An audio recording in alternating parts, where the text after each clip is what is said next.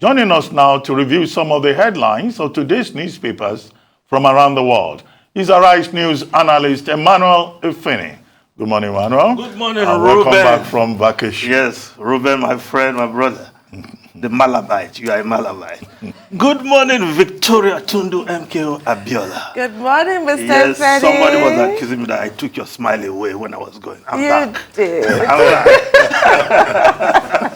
Now, let's start the review with this, the Nigeria's newspaper of record. The lead story, our 2023 presidential ticket open to all, says PDP, insists no zone will be denied opportunity to contest.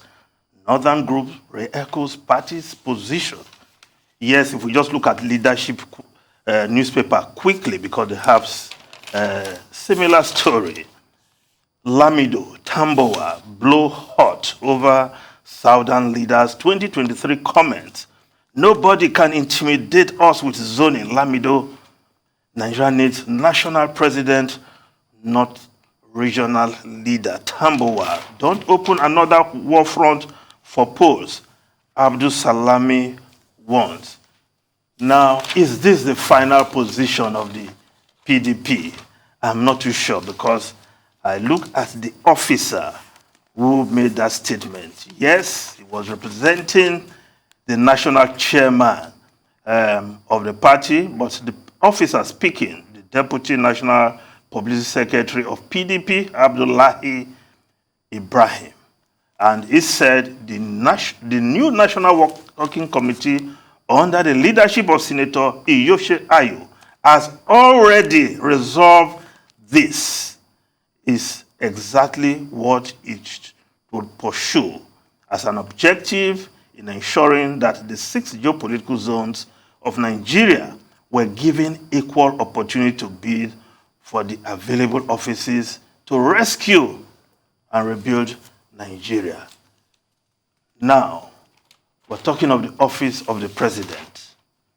It seems PDP is biding its time to see what APC will do, because for APC that has produced the president by 2023, 8 years from the north, it will almost be criminal or even politically suicidal, yes, to produce another northern presidential candidate.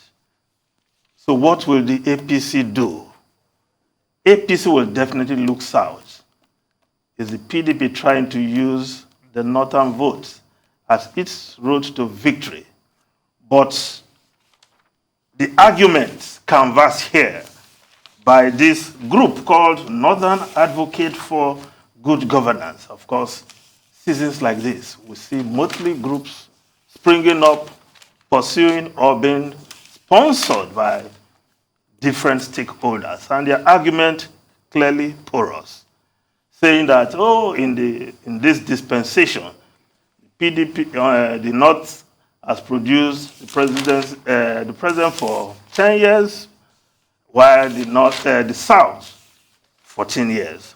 Well, of course, that is an argument that shoots itself in the foot, because if we have to look at the 62 years existence of Nigeria, of course, the North has produced the presidency for 41 years and 6 months, while the South has done, of course, far less than that. So the argument is not about how long, but in this dispensation, there is that gentleman agreement. And of course, Okwesili Nwodo, our guest on the program a short while ago, clearly elaborated on this. There's this agreement that power should rotate between the North and the South. When it comes to the South, of course, the South will decide where it should come from. But again, there's the general feeling that the Southeast should produce the next president. Because if you look at the Southwest president for Obasanjo, 8 years, vice president for another 8 years. Well, South, somehow we got 6 years. But the Southeast should be the turn. The argument of merit, zoning is not We're not talking of that it's exclusive of merit. And Atedo Peter side last night dilated on this. When it comes to the South, we look for the best from the South, and we have a lot of very good candidates. Okwesili Wodo took time to highlight some of the names from the Southeast. Because if you read this report, this group that calls itself Northern Advocate for Good Governance were even challenging other zones to produce any candidate that can stand Atiku Abubakar, Bukola Saraki, and Bala Mohammed. Well, it tells you where they are working, from which corner they are throwing their punches. But clearly, you can match these names from any zone with quality, capable, competent, well-educated candidates from any zone in the South. Now, if we just look at how the Daily Sun is also reporting about the presidency, PDP vows to win 2023 presidency. Says no amount of violence will stop its victory. Flays attack on Atiku's campaign office in Gombe. Yes, there was this attack on the office of Atiku Abubakar in Guzo in Gombe State. I think that is not what we want to see now.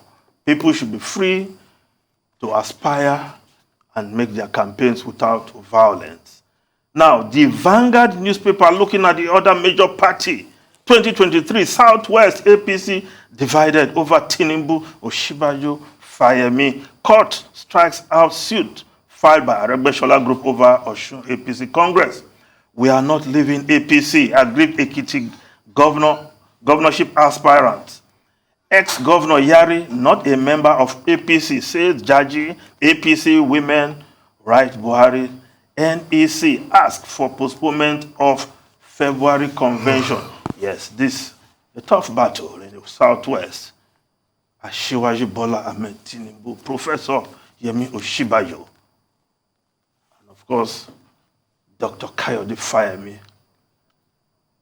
3 names to choose from if APC decide to look Southwest. I'm sure others will spring up if that is where the APC is going. Now, the Guardian newspaper, insecurity, 10,366 killed in 2021. Buhari pledges change in Northeast. Yes, the way the Guardian reported this, assailed on all sides by escalating insecurity in the country. President Muhammadu Buhari yesterday assured Nigerians, particularly residents of the Northeast, that in the coming months, they will see a change from the subsisting protracted insurgency. Assurance from the president. That's the title of a song that was very popular a few years ago, Assurance. But we've heard so much assurance from the president, and, well, we're still with insecurity. It's more widespread as we speak. And only yesterday, a couple of days ago, yesterday, the governors of Ogun and Osun State and Oyo State met to deal with the rising insecurity on the Lagos-Ibadan Expressway corridor. And they're planning to install CCTV along that route. Tells you the insecurity is spreading even when the president is assuring. Now, the Daily Trust newspaper, also on insecurity, banditry. Wake up to your duty, Senate tells military. Deploy fighter jets to flush out terrorists. Well, even the Senate, they are not sure the military is doing enough. Now, the foreign newspaper, quickly. Now, if we look at the Times of UK, yes, millions of families to get caught in council tax. Rebate for those struggling to pay energy bills. Yes, millions of people will be given rebates. Those who live in the areas band A to C. Over 50 million households will benefit from this. And this is to cushion the effect of the expected announcement of increase in gas price, energy price. Do we have some lessons to learn from there? Tundu? It appears that we Yes, because you've been talking of this government kicking the can down the road in terms of removal of subsidy. And the government has successfully done that, perhaps for the rest of its life. Emmanuel Efeni, that's all we'll be able to take from you today. It's good to see you back. But on the question of zoning and all of that, those who argue that the South has done more years than the North, they start from 1999. As if that is How convenient. When Nigeria returned to As if that is civilian the rule. beginning of Nigeria's history. We should go all the way back to 1960 when Nigeria gained independence. Ruben, that's the what first one of our teachers will call convoluted reasoning. The second point that I would have loved you to comment on will be, the spate of coups in West Africa, in the Sahelian region, but there's no time.